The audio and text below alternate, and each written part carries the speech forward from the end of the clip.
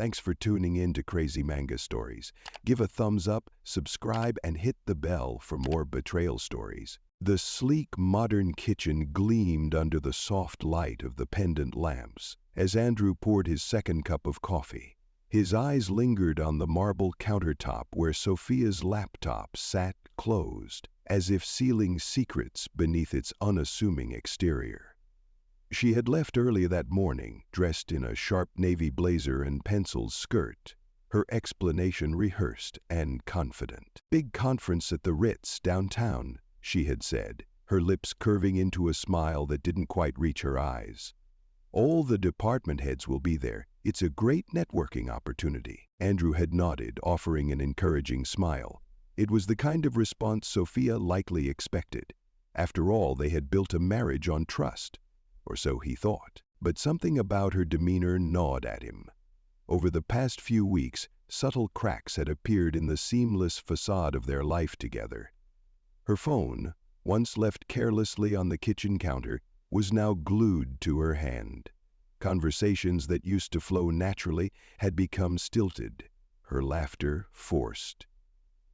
The final straw came when Andrew glanced at her overnight bag that morning. It was too carefully packed for a mere conference. A dress he'd never seen before, lingerie with tags still attached.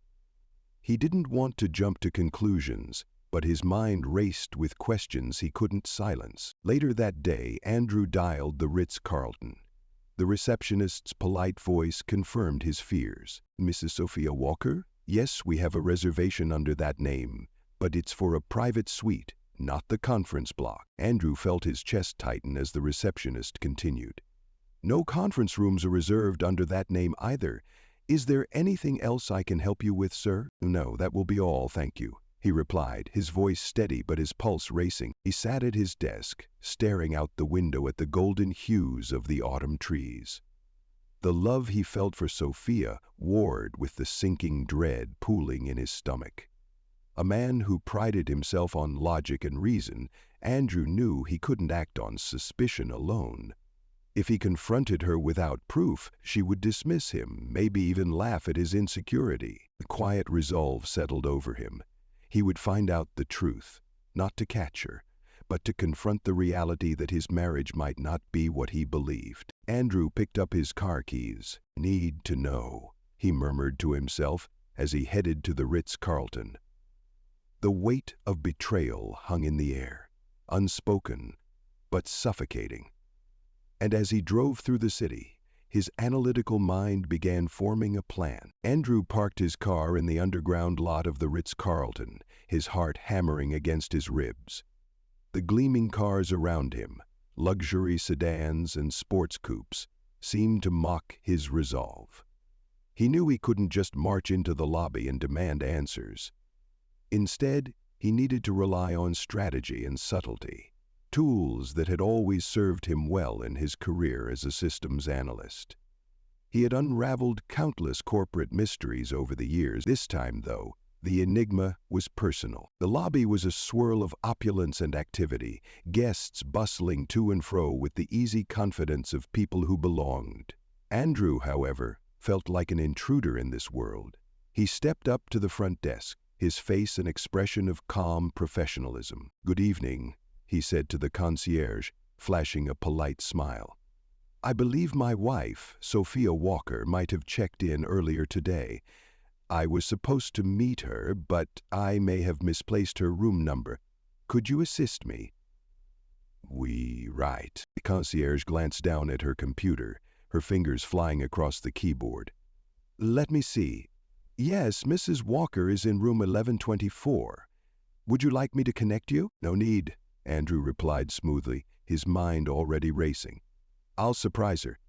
"Thank you." He stepped away, keeping his expression neutral. The information he had gleaned didn't feel like victory. It felt like a blow to the chest.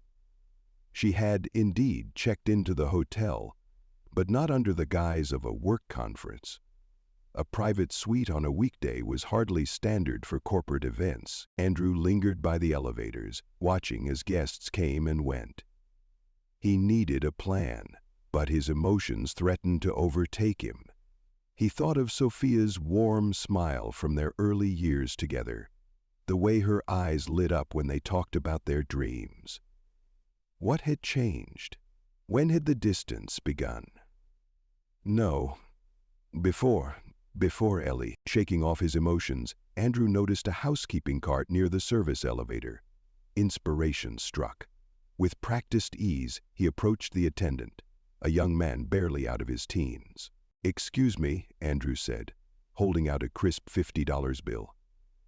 "I hate to bother you, but I need to get to room 1124.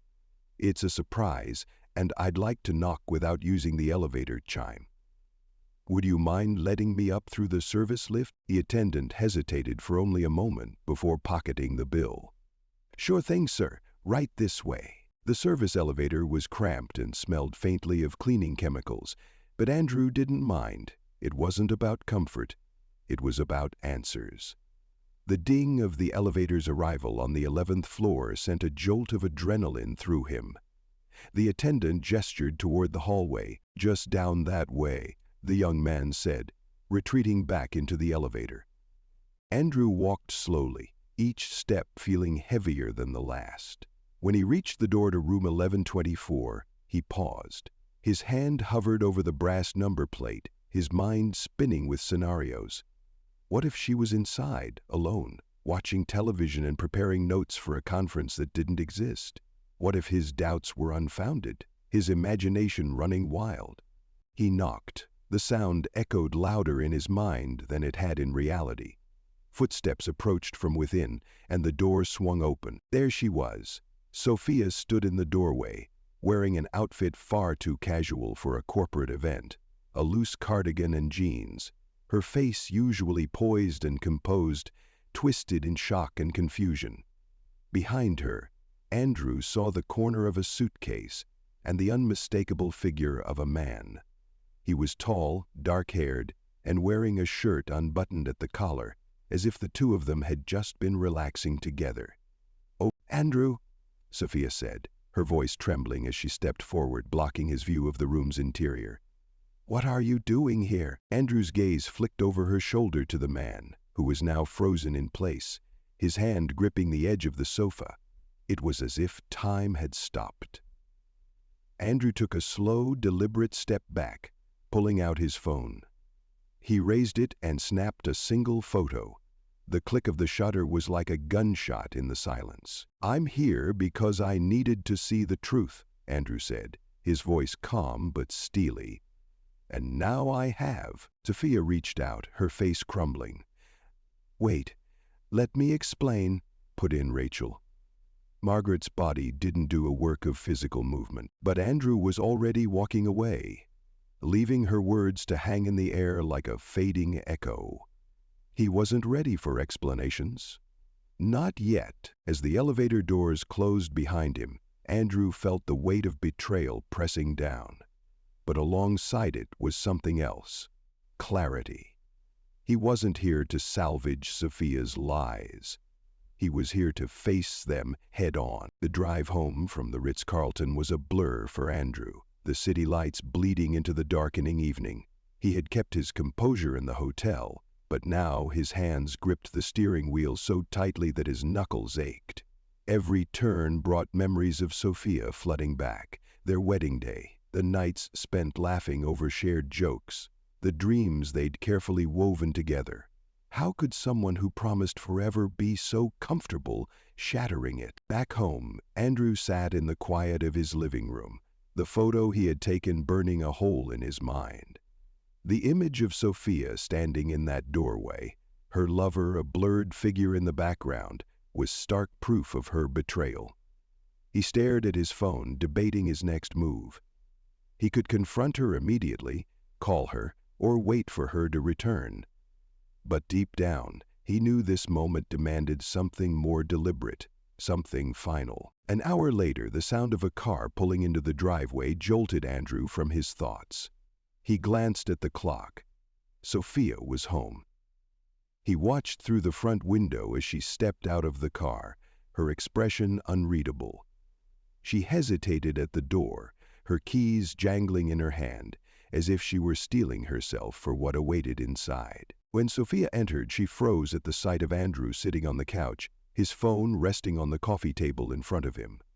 The air between them was thick with tension. "You're home early," she said, her voice a feeble attempt at normalcy. "Ah." Andrew didn't respond immediately. Instead, he picked up his phone and held it out to her, the photo on the screen visible. The color drained from Sophia's face as she saw the image. She opened her mouth to speak, but no words came out. "So," Andrew began, his voice unnervingly calm, "are you going to tell me who he is, or should I refer to him as room 1124? Sophia's lips trembled, and she lowered herself onto the armrest of the nearest chair. "Andrew, she started, but her voice cracked. "It's not what it looks like." Andrew raised an eyebrow, leaning forward. "Really? Because it looks like you've been lying to me. It looks like my wife checked into a private suite with another man while claiming to be at a work conference. So please, Sophia, enlighten me. What exactly is it?" Sophia clasped her hands together tightly, her gaze dropping to the floor.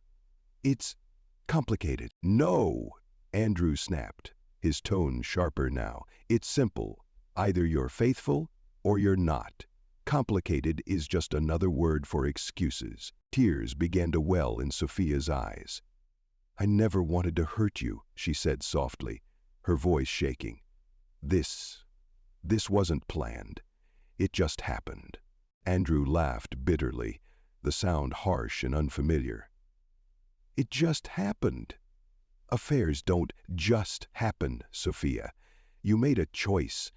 Every time you called him, every time you lied to me, every time you planned your little rendezvous, those weren't accidents." She looked up at him then, her eyes filled with desperation. "I was lost, Andrew. I've felt disconnected from us, from everything. He made me feel—" She stopped herself, but the damage was done. The implication hung heavy in the air. "It made you feel what?" Andrew pressed, his anger bubbling to the surface. "Special? Wanted? Because I thought I was doing that. I thought building a life with you, supporting your career, and being your partner meant something." "It does mean something," she insisted, her tears now streaming freely. "I love you, Andrew. I do." Andrew's expression hardened. "No, you don't. You might love the idea of me, the life we've built, but love doesn't lie, cheat, or sneak around in private suites." Sophia buried her face in her hands, sobbing quietly. Andrew stood, the physical act of rising helping to channel the energy coursing through him. He paced the room, his thoughts racing. He scanned the four-planetary horizon. He saw no movement on the horizon. "You know what hurts the most," he said, his voice quieter but no less intense. "It's not just the betrayal. It's that you thought so little of me, of us, that you couldn't even be honest.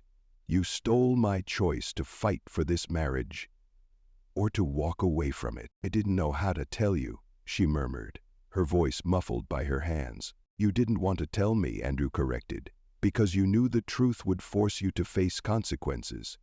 And now, here we are." Sophia looked up at him, her face streaked with tears. "What happens now?" Andrew stared at her for a long moment, the weight of her question pressing down on him. Part of him wanted to scream, to demand answers she couldn't possibly give, but another part of him, the part that had always valued logic over emotion, knew the answer was already clear. "I don't know if there's a way back from this," he said finally, his voice heavy with exhaustion. "I need time to think, but I can't make decisions for both of us anymore, Sophia. That's what you wanted, isn't it? Freedom? Well, you have it." Sophia's sobs grew louder, but Andrew couldn't bring himself to comfort her. Instead, he walked toward the stairs, pausing only briefly before ascending. "Good night, Sophia," he said, his voice devoid of emotion. As he reached the top of the stairs, Andrew felt the first stirrings of a strange, bittersweet relief. The confrontation had been painful, but it had also been liberating. The truth was out now, raw and unvarnished. And while it hurt, it was better than living in the dark. The next morning, Andrew woke to an unfamiliar silence. Sophia was gone, her side of the bed cold and undisturbed. Her absence was no surprise. She likely didn't want to face him after their confrontation the night before. Andrew sat up, staring at the empty space beside him.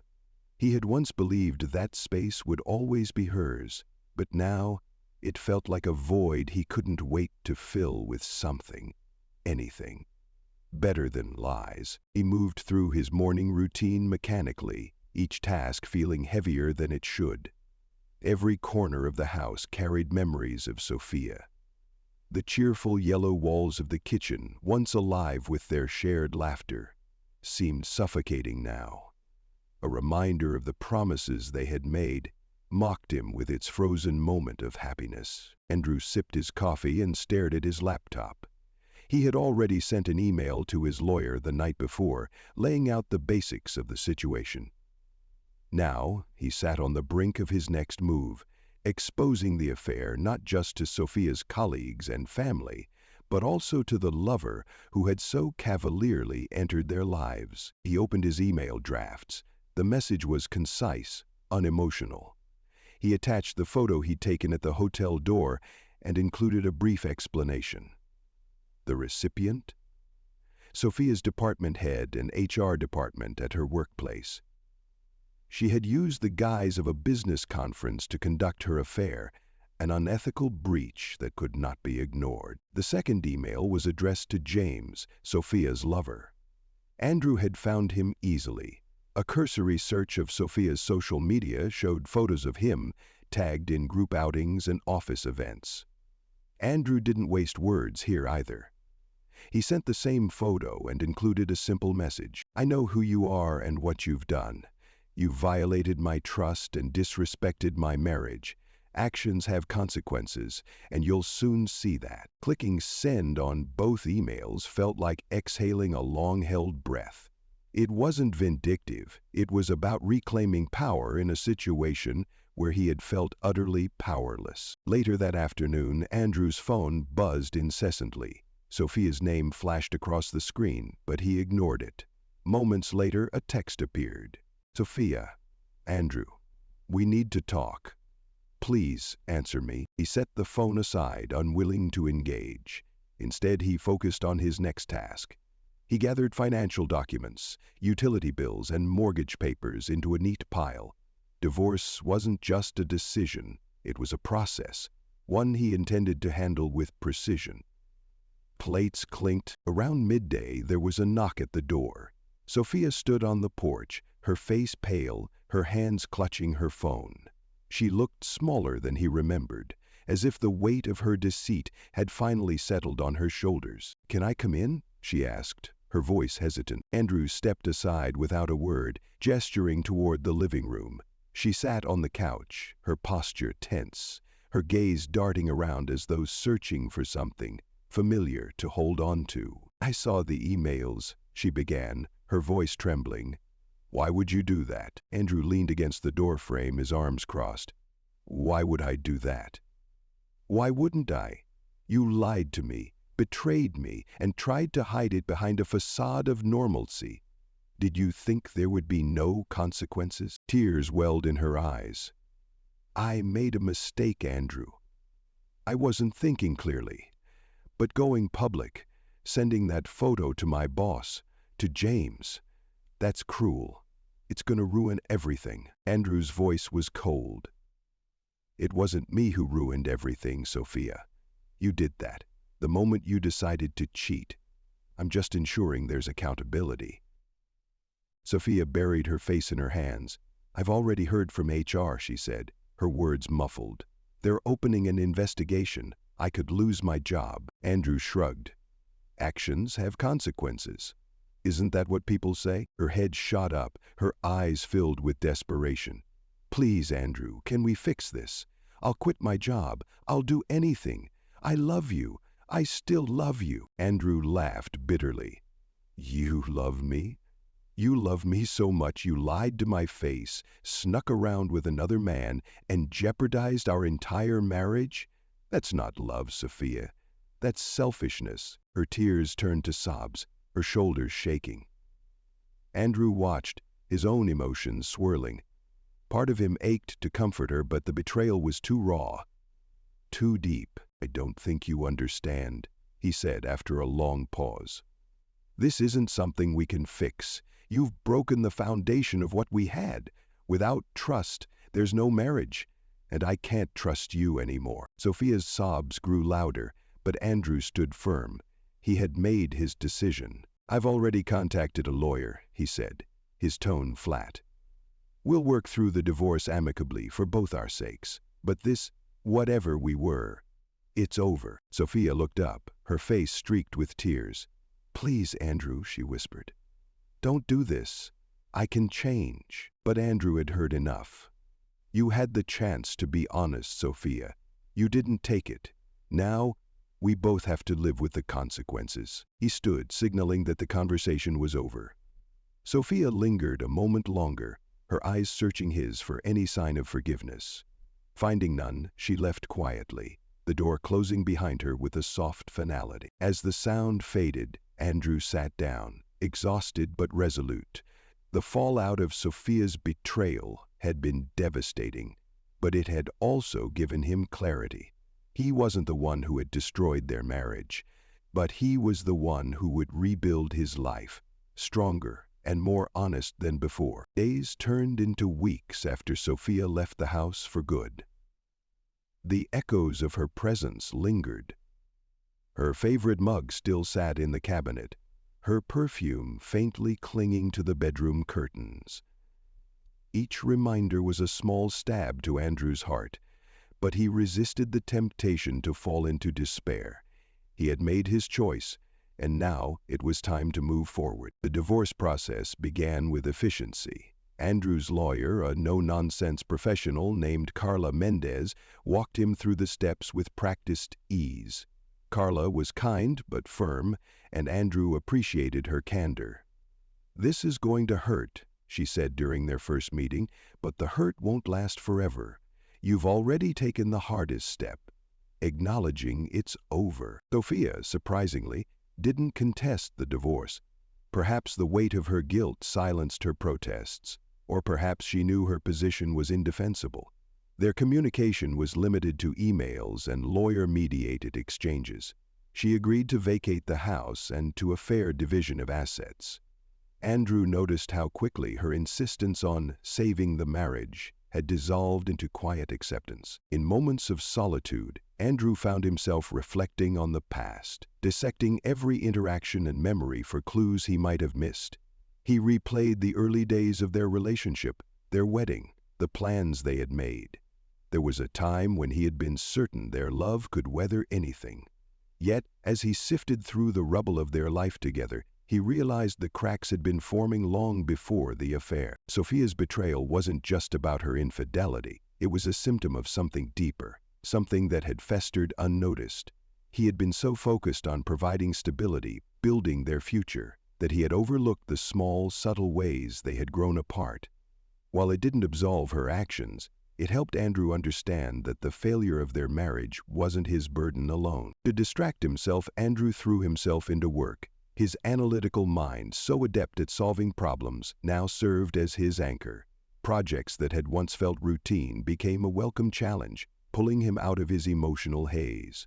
Colleagues noticed his increased focus and began seeking his input more often, leading to new opportunities. At home, Andrew started making changes.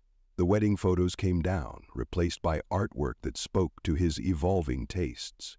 He repainted the walls of the living room, choosing a bold navy that contrasted sharply with the cheerful yellows Sophia had loved. The act of transforming the space became symbolic, a reclamation of his life and identity. Andrew also reconnected with friends he had unintentionally drifted away from during his marriage. Dinners, casual meetups, and conversations over drinks reminded him that he wasn't alone. His closest friend Daniel had been a rock during the entire ordeal, offering both practical advice and a shoulder to lean on. "You'll get through this," Daniel said one evening over beers, "and when you do, you'll look back and realize you're better off without her. Trust me, I've seen it happen." For the first time, Andrew believed him. The finalization of the divorce came quietly, marked only by an official letter in the mail. Andrew read it carefully, absorbing the weight of the words. He felt no anger, only a quiet sadness mixed with relief. The chapter had closed. Sophia reached out one last time, sending a long email filled with apologies and pleas for understanding. She admitted to her mistakes, expressed regret, and wished him happiness. Andrew read it carefully, considering whether to reply. In the end, he simply deleted it. Closure didn't require reopening old wounds. As the months passed, Andrew found himself rediscovering who he was outside the context of his marriage. He took up hobbies he had long neglected: photography, hiking, even dabbling in cooking. On weekends, he explored nearby trails, finding solace in the quiet beauty of nature. He began volunteering at a local nonprofit, using his skills to help underserved communities with technology access.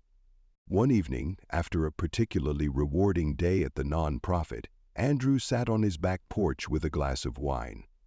The setting sun bathed the yard in golden light, and for the first time in a long while, he felt at peace.